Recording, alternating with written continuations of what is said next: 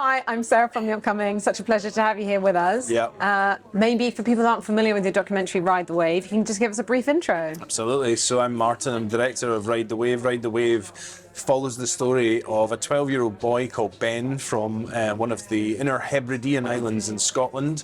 And when we start our film, we are following him as he becomes the Scottish under-18 champion, aged 12, at surfing.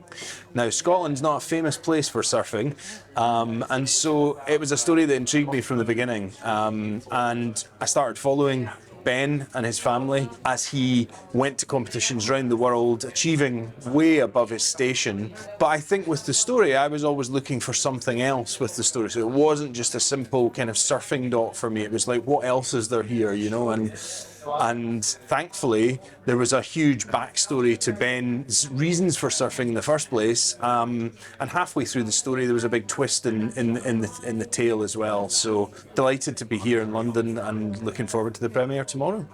And how did you first discover Ben and his story, and why did you think it was right for, putting on the screen as part of a documentary? Firstly, I knew Ben's father when I was young, and I kept in touch with him, and I'd started to see things on the internet about just how amazing his son was doing at surfing, and so I'd had a conversation with him, Ben's father, and said, look, I'd love to start following this and just explore where it goes. So I did. And in terms of looking at it as a piece for cinema, I think the big thing for me was about exploring the multi-layers in Ben's story. It wasn't just about surfing for me. I'd watched loads of surfing films at the beginning of the project, and I started to think, what's this really about?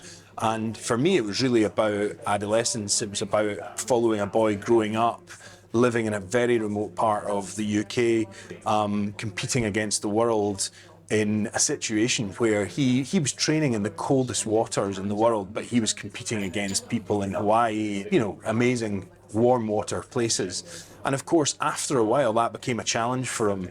And as things got more challenging at home in his own life, at school and things, he made a decision to take on a big task, and that was to go and surf an enormous wave in the southwest of Ireland. And at that point, I really felt that we were making a piece for cinema. And so that's what we do in the film. We explore that journey, but we also explore his coming-of-age story and the parental concerns that his mum and dad have about their son taking on something that might kill him. It's like its own genre, really, isn't it? Kind of following like people who do sports, especially extreme sports. Thinking of Free Solo, that incredible documentary. What do you think is unique about these sorts of films? But then I guess, those kind of like dangers and risks that they're taking, is that even more intense when it's someone so young? In terms of what people think about these films, I think it's, in the case of Ride the Wave, this is about a 12-year-old boy. He becomes 14 when he decides to take on this dangerous wave in Ireland. He's the youngest boy to ever surf that wave.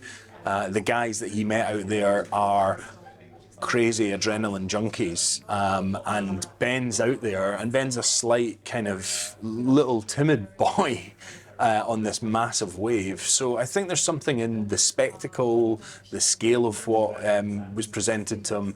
But I also think that, this is a story about family and love as well. And I think people want to follow real life, real stories, and this is one of them. Can you tell us some of the highlights and challenges of making the film? I mean, there must have been many along the way, but Huge challenges, yeah. So making a film, a relatively low-budget documentary about surfing is difficult. Surfing does not play ball for camera. It doesn't fire when you want it to. With the big wave scenes towards the end of the film, there are two major attempts. The first attempt, we threw every bit of our resources at that attempt. We had cameras everywhere, we had aerial stuff, we had in-water stuff set up. And on the day, Ben came down to the beach with his mentor, and they looked at the conditions and went, nah, not today. So and we were all sitting there thinking, what? And that's surfing, you have to learn that sometimes if the surfer doesn't feel it and they don't fancy it, they don't do it. So that's what happened. The second attempt went a bit better for us, but we'd spent all our money by that point. But thankfully we got it, and we got him surfing a big wave, which is amazing. So.